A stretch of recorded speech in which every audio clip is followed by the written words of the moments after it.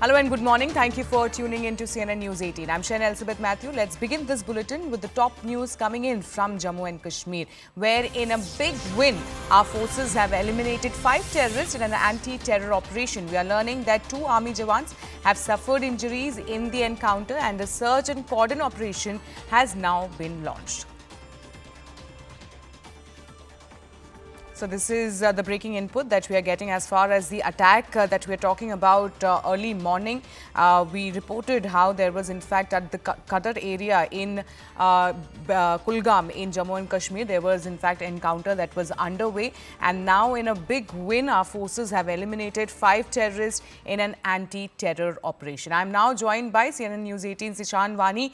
Ishan, big win for the security forces. 5 terrorists have been eliminated. What are the other are there more terrorists who are there, and is the encounter still underway? Well, there are no more militants who are hiding there. It was about the intelligence that forces were able to generate.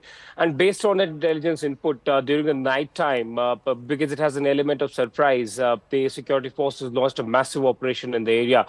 It's in Kulgam where this encounter took place, a place where there have been apprehensions of a presence of militants in the past as well.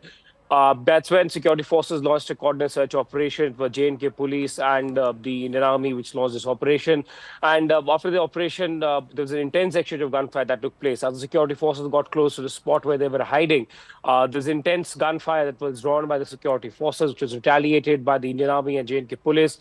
And after the encounter concluded, 5 bodies have been spotted, which security forces and top officials of the J&K police have told CNN News 18 are of the militants, and 5 of them have been killed. It's not every day that you see 5 militants at one place. Generally, they're dividing themselves into a group of 2 to 3. So it could have been a planned meeting or a meet where they could have wanted to, distribute a plan or think about carrying out attacks, because normally there aren't 5 militants present at one place. Generally, they're divided into 2 to 3, and but 5 killed at one place is a massive success for the security forces, and they would believe on the day when there's a meeting of J&K security review going to take place in Delhi today by the MHA, where you have the Lieutenant Governor and other top officials also being present, that there is a fresh encounter that has taken place and the success that security forces have been able to get in terms of eliminating 5 of them who could have really posed a dangerous and a challenge to the security forces in the winter season, when there is bone-chilling cold and there are possibility of attacks, IED attacks and standoff attacks on the security forces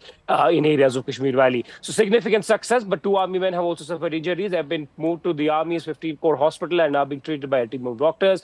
The priority is to search through the area, take out the bodies. The operation is on. The operation has concluded officially, but there's a search operation that is taking place in the area, and security forces are trying to ensure that they are able to search thoroughly and take out the bodies, and then the identification process will take place. If they are foreigners, that essentially means that they were well trained and could have inflicted damage on the security forces, and if they're local, that means that they were also present and part of the wider planning and trying to execute any attack on the security forces. But yes, security forces will see it as a massive success on a day when there's a meeting regarding J&K that is going to take place in New Delhi today, which will be chaired by Amit Shah, and the Lieutenant Governor will also be present along with the top officials of the Army, CRPF, J&K police and other paramilitary forces, including the intelligence agencies.